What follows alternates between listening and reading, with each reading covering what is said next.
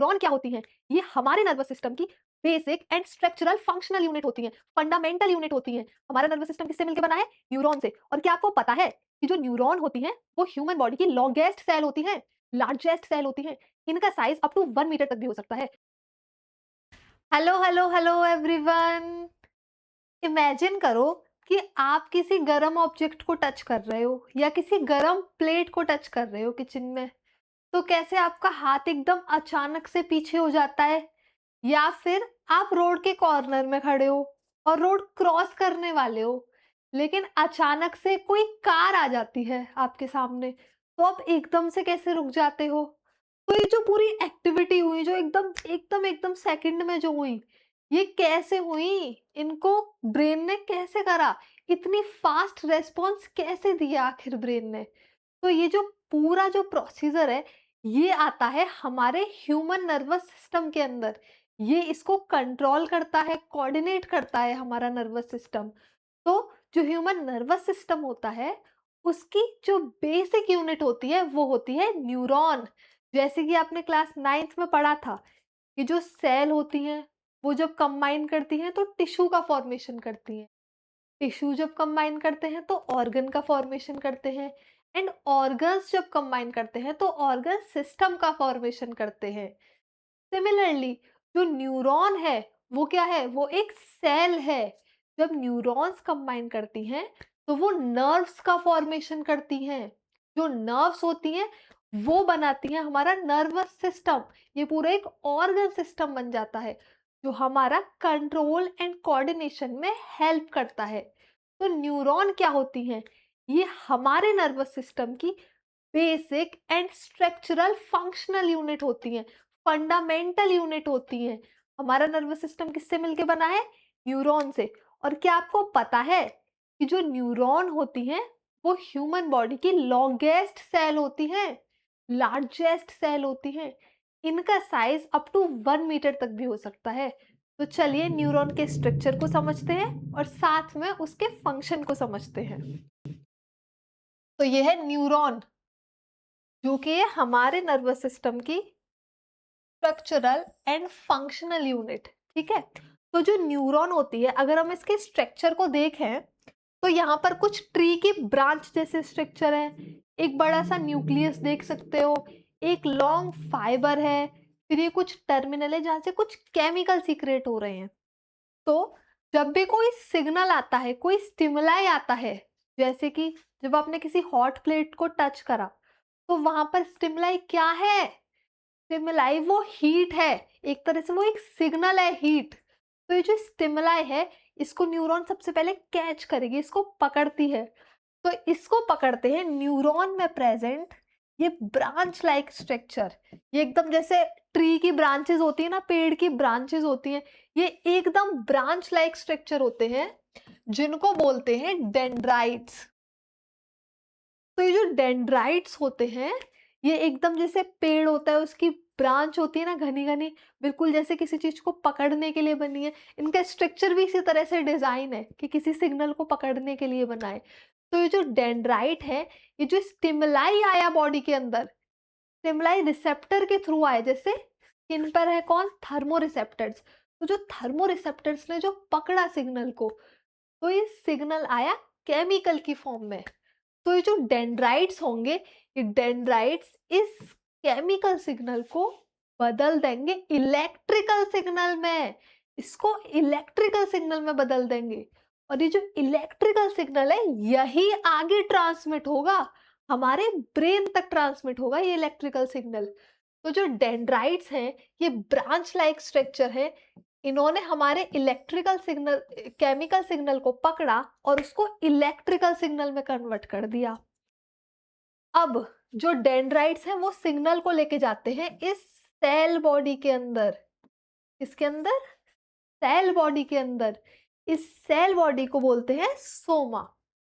तो जैसे कोई भी सेल होती है, वो अपने जनरल मेटाबॉलिक फंक्शंस तो करती है, रेस्पिरेशन करती है, एटीपी का प्रोडक्शन करती है, उसके अंदर न्यूक्लियस होता है जिसमें उसका जेनेटिक मटेरियल होता है।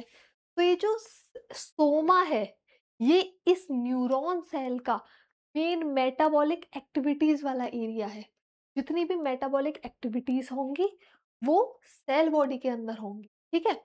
सेल बॉडी के अंदर आपको उसका न्यूक्लियस देखने को मिलेगा, न्यूरॉन का पूरा जेनेटिक मटेरियल है, जीनोम है। इसके अंदर आपको उसका माइटोकॉन्ड्रिया देखने को मिलेगा जो क्रैप साइकिल करेगा, रेस्पिरेशन करेगा। साथ ही इसके अंदर आपको मिलेंगे निसल ग्रैन्यूल या निसल बॉडीज। ओके, तो जो निसल बॉडीज होती हैं ये कुछ नहीं होता है, ये एंडोप्लाज्मिक रेटिकुलम जो होता है वो और राइबोसोम्स होते हैं, उसका कॉम्बिनेशन होता है एक तरीके से। तो सेल बॉडी के अंदर जो भी प्रोटीन सिंथेसिस जो होती है वो इन निसल बॉडीज के अंदर ही होती है। ओके, उसके बाद ये जो सिग्नल जाता है, जो केमिकल सिग्नल है, ये जा रहा है सेल बॉडी से एक्सॉन की तरफ। एक्सॉन क्या है? एक्सॉन है इस न्यूरॉन का लॉन्गेस्ट फाइबर, सबसे लंबा फाइबर। इसको बोल सकते हैं इसको एक तरह से लॉन्गेस्ट डेंड्राइट भी बोल सकते हैं इस न्यूरॉन का, ठीक है। तो सिग्नल जा रहा है एक्सॉन में, जो कि एक सिंगल लॉन्गेस्ट फाइबर है इस न्यूरॉन का, समझे। उसके बाद जो एक्सॉन होता है इस पर एक इंसुलेटेड कवरिंग प्रेजेंट होती है, जिस कवरिंग को बोलते हैं माइलिन शीथ। यहाँ देखिए ये एक्सॉन है, इस पे एक कवरिंग प्रेजेंट है। ये कवरिंग फैट की कवरिंग होती है जिसको माइलिन शीथ बोलते हैं, समझे। तो ये जो माइलिन शीथ है इसको कौन बनाता है? इसको बनाती है स्वान सेल्स। कहाँ? पेरिफेरल नर्वस सिस्टम में। तो जो माइलिन शीथ है वो पेरिफेरल नर्वस सिस्टम में स्वान सेल के द्वारा बनती है। ओके, और वो एरिया एक्सॉन का, वो एरिया जहां पर ये माइलिनेटेड कवरिंग एब्सेंट है, माइलिनेटेड कवरिंग प्रेजेंट नहीं है, उस एरिया को बोलते हैं नोड ऑफ रेनवियर। तो एक बात बताइए, जैसे कि हमारे घर पे कोई बिजली की तार होती है तो वो एक प्लास्टिक की या एक रबर की कवरिंग से कवर्ड रहती है ना। तार के अंदर क्या जाता है? एक इलेक्ट्रिक करंट जा रहा होता है। तो जो प्लास्टिक कवरिंग जो होती है वो हेल्प करती है कि वो जो सिग्नल है वो बाइफरकेट ना करे, इधर उधर ना भागे।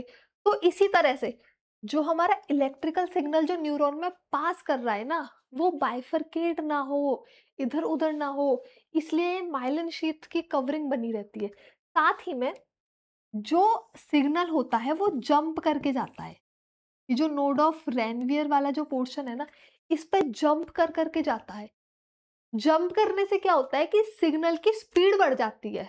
मतलब अब बिल्कुल कोई जीने मरने का सवाल आ रहा होता है हमारी लाइफ में, तो जैसे हम इस तरह की कॉम्प्लिकेटेड सिचुएशंस में फंसे होते हैं जहाँ पे आपको फ्री मतलब एकदम सेकंड में आपको रेस्पॉन्स देना होता है, बिल्कुल आप सोचने का भी समय नहीं होता, आपको बिल्कुल रिफ्लेक्स एक्शन ही करना होता है। तो ऐसी सिचुएशन में ये नोड ऑफ रेनवियर हेल्प करता है। जब सिग्नल, इलेक्ट्रिकल सिग्नल जंप कर करके जाएगा, तेज भागेगा, तभी तो हमारा जल्दी से जल्दी वो ब्रेन तक पहुंचाएगा, स्पाइनल कॉर्ड तक पहुंचाएगा और वहां से रेस्पॉन्स लेके आएगा।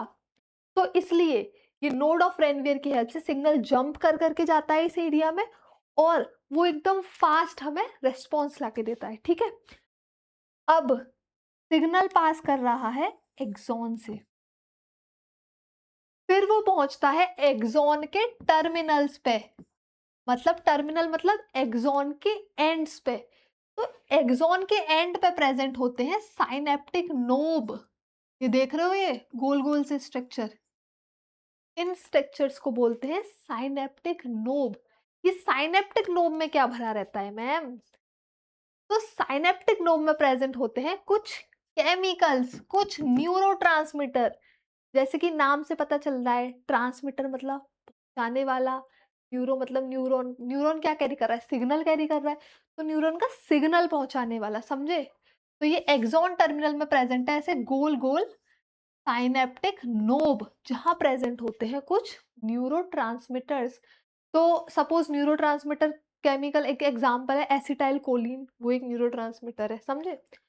तो जैसे ये इलेक्ट्रिकल सिग्नल पास कर रहा है ना इस न्यूरॉन में, जब वो पहुंचेगा साइनेप्टिक नोब्स पे तो वहां पर वो सिग्नल वापस से केमिकल फॉर्म में कन्वर्ट हो जाएगा, समझे। ये देखो ये यहाँ पर ये केमिकल रिलीज हो रहे हैं, न्यूरोट्रांसमीटर रिलीज हो रहे हैं, जैसे कि एसिटाइल कोलिन। तो ये जो डेंड्राइट्स हैं, जो मतलब अगले न्यूरॉन्स के जो डेंड्राइट आएंगे, ये तो पूरी एक चेन चल रही है ना, एकदम पूरा सब कुछ कॉम्बिनेशन में चल रहा है। तो जो अगला न्यूरॉन जो रहेगा, नेक्स्ट न्यूरॉन जो रहेगा, उसके जो डेंड्राइट्स रहेंगे वो इस सिग्नल को कैच कर लेंगे, इस केमिकल सिग्नल को कैच कर लेंगे, जो कि किसने दिया है? न्यूरोट्रांसमीटर्स ने। समझे? आई बात समझ में? तो ये जो केमिकल सिग्नल है, डेंड्राइट्स क्या करेंगे, इनको वापस से इलेक्ट्रिकल सिग्नल में बदल देंगे। ठीक है? तो फिर वही पूरी प्रोसेस रिपीट होगी कि डेंड्राइट्स ने पकड़ा, अगले न्यूरॉन के डेंड्राइट ने पकड़ा, उसको सेल बॉडी में भेजा, उसको एक्सॉन में भेजा, एक्सॉन टर्मिनल पे आया। तो ऐसे कई सारे न्यूरॉन्स एक चेन बनाएंगे, एक चेन की तरह फंक्शन करेंगे और हमारे सिग्नल को पहुंचा देंगे हमारे सेंट्रल नर्वस सिस्टम में। कहां पहुंचा देंगे? सेंट्रल नर्वस सिस्टम में, जिसमें आता है हमारा ब्रेन एंड स्पाइनल कॉर्ड। समझे? तो ये जो सिग्नल है, ये फाइनली पहुंच जाएगा हमारे ब्रेन में। अब ब्रेन उस सिग्नल को प्रोसेस करेगा, उस सिग्नल को समझेगा कि आखिर सिचुएशन में क्या करना है, हाथ को पीछे हटाना है, हाथ को जलने देना है, रुकना ही ऑब्वियसली, वरना तो गाड़ी ठोक के चली जाएगी, हमको उड़ा के चली जाएगी, तो ऑब्वियसली रुकना ही पड़ेगा।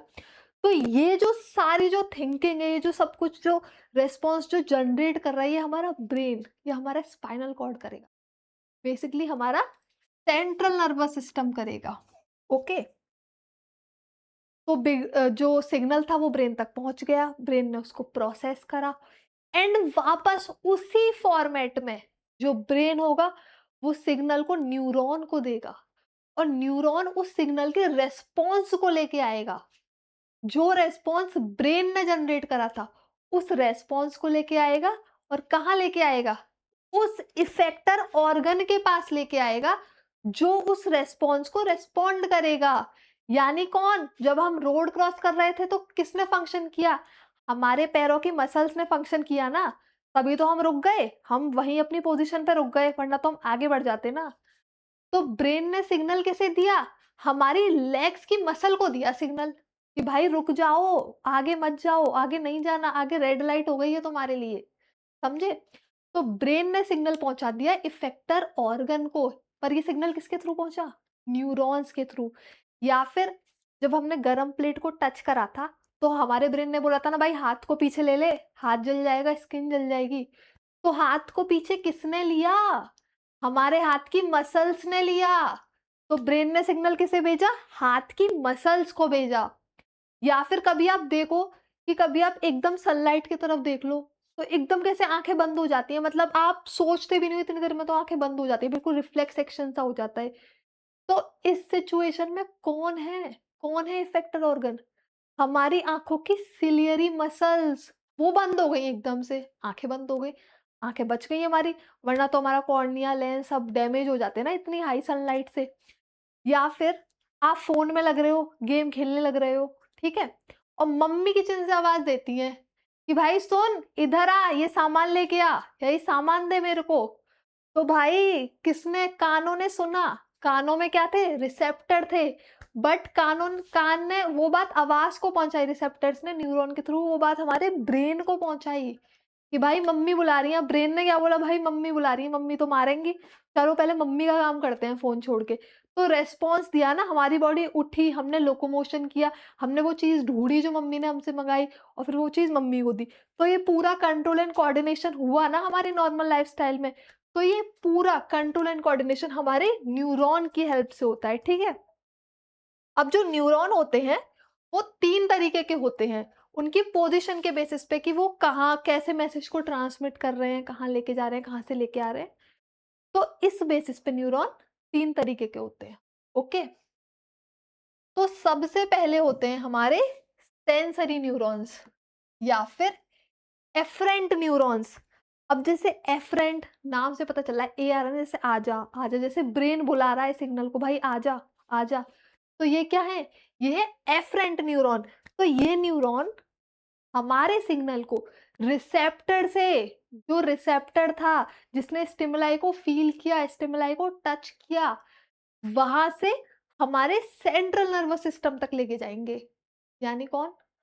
ब्रेन या स्पाइनल कॉर्ड।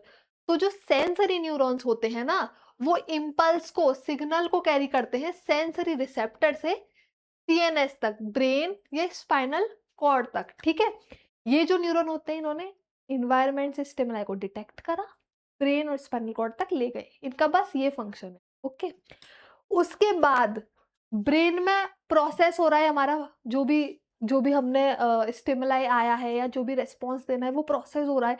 ब्रेन सोच रहा है कि भाई ये रेस्पॉन्स दूं, ये रेस्पॉन्स दूं, क्या बोलूं इसको। ठीक है, तो ब्रेन के अंदर, मतलब सीएनएस के अंदर, चाहे ब्रेन या स्पाइनल कॉर्ड, सीएनएस के अंदर जो लिंक न्यूरॉन है, जो सिग्नल को उस ब्रेन या स्पाइनल कॉर्ड में इधर से उधर ट्रांसफर कर रहे हैं, अलग अलग पार्ट्स में जो लिंक कर रहे हैं, लिंक न्यूरॉन्स जो होते हैं, उनको बोलते हैं रिले न्यूरॉन या इंटर न्यूरॉन। समझे?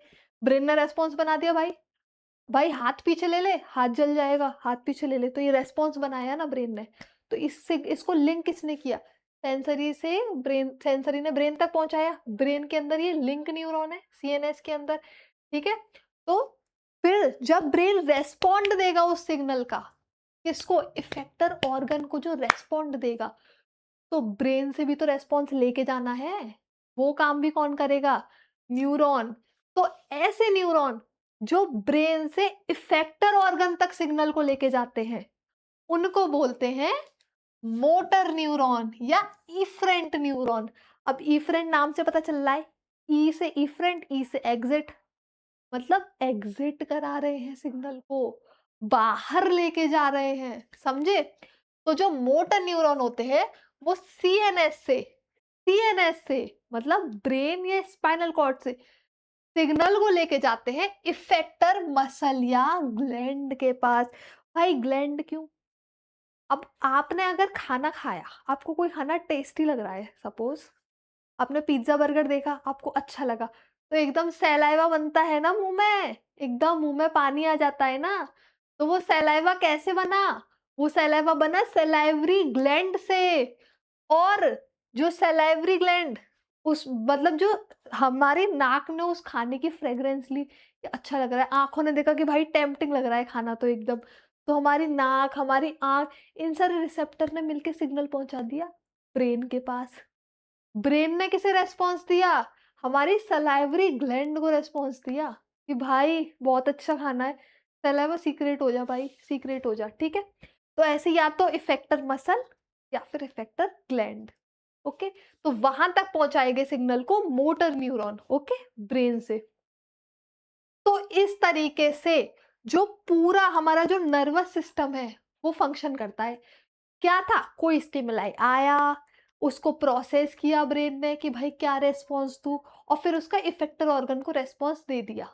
तो यही तो है पूरा कंट्रोल एंड कोऑर्डिनेशन, यही तो हम अपनी डेली लाइफ में यही तो कर रहे हैं भाई। पूरा जो सोच रहे हैं, समझ रहे हैं, कोई भी आंसर शीट में आंसर लिख रहे हैं, सब कुछ इस नर्वस सिस्टम की हेल्प से ही तो लिख रहे हैं। तो नर्वस सिस्टम में कौन, किसने सबसे ज्यादा बेसिक एंड फंक्शनल रोल निभाया? उसकी स्ट्रक्चरल यूनिट कौन थी? न्यूरॉन। तो ये था आपका पूरा टॉपिक न्यूरॉन। आई होप आपको ये टॉपिक पसंद आया होगा। Thank you.